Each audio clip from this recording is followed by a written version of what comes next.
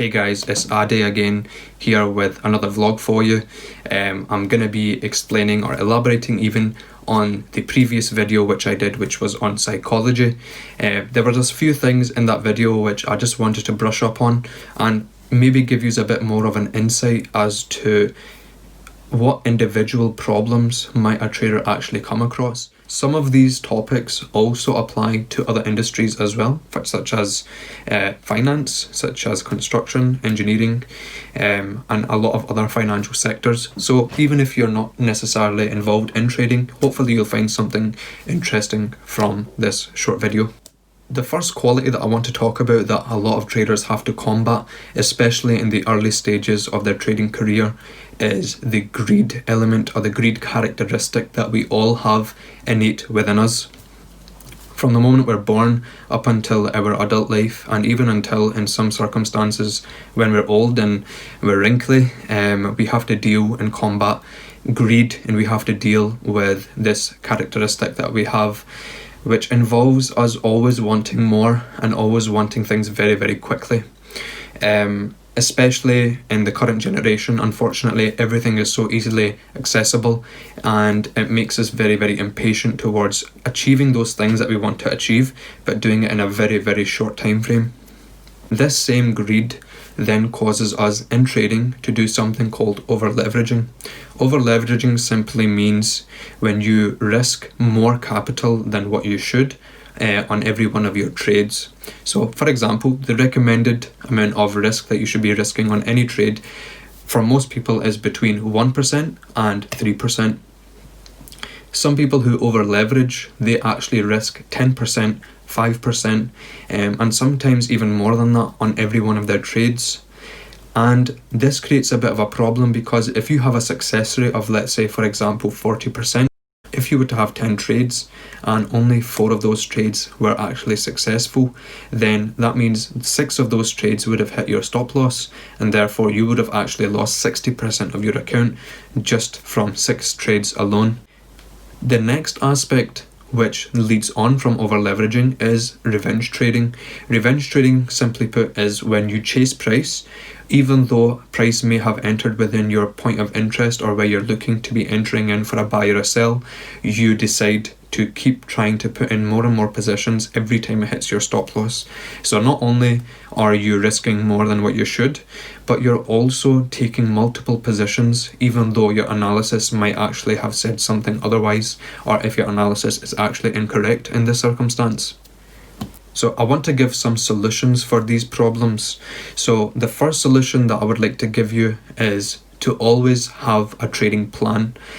A trading plan, or even a business plan, simply is some kind of document or some kind of diagram or some kind of illustration of how you want your trades to go. It is a plan of which you have written down or you have constructed some form of instructions in which when these things align or when these things happen, that is when I'm going to do X, Y, and Z. So for example, let's just say in trading, once price touches a moving average, that is when I'm going to be buying, that's when I'm going to be selling. Unless it touches the moving average, I am not going to be entering.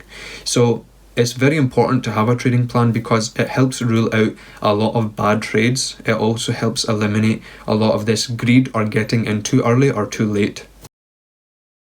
The next thing is to train yourself in discipline. Being a disciplined trader is one of the key aspects to being successful in Forex. Ways in which you can become more disciplined in every aspect of life, to be perfectly honest with you, but it's also translatable to trading as well, and that is to fast. Fasting actually prevents you from eating or drinking those things which you are allowed to have, but you're preventing yourself from doing so. This inevitably trains your brain to acknowledge that you are in command of whatever it is you do, and you don't let your desires and everything else influence your decisions. Essentially, you're rewiring your neural circuits to become accustomed to you being in control. And in trading, you have to be in control.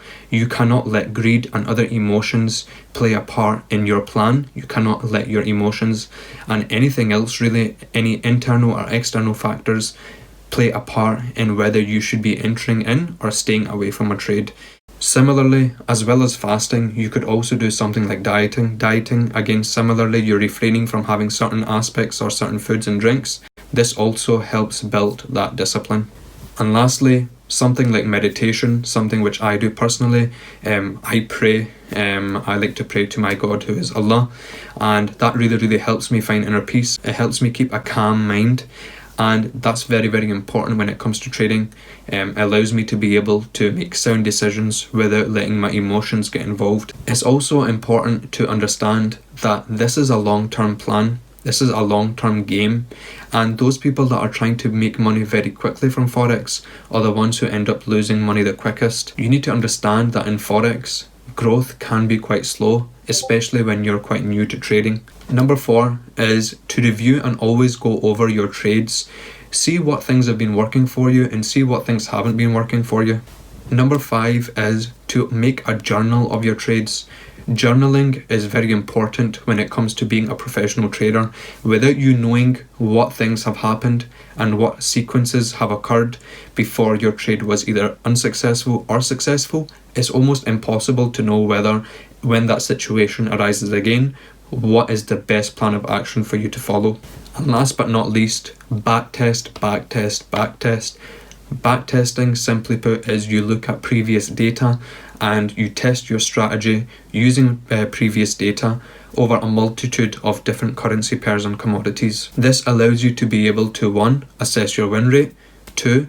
Look at your risk to reward, number 3. Look at your probability of success, and number 4.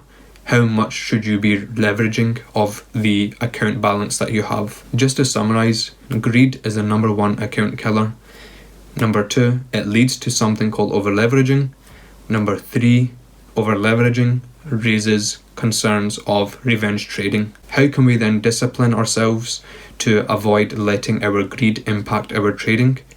Number 1, have a set trading plan. Number 2, train yourself in discipline. You can do that through fasting, through meditation, and through dieting, through exercise, and many other ways in which you deem fit. Number 3, understand that this is a long-term game and that you're in this for the long run.